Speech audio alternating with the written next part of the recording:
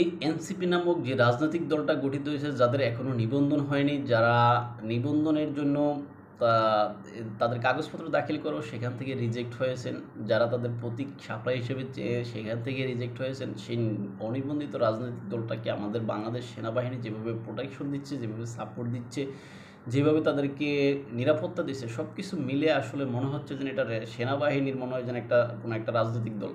কিন্তু আসলে সেনাবাহিনীর রাজনৈতিক দল এটা আমরা কোনো উদ্দেশ্যে বলিনি, কেননা সেনাবাহিনী যেভাবে তাদেরকে সহায়তা বা সাপোর্ট দিচ্ছে এরকম কিন্তু আমরা সাপোর্ট অন্য কোনো রাজনৈতিক দলকে দিতে দেখিনি।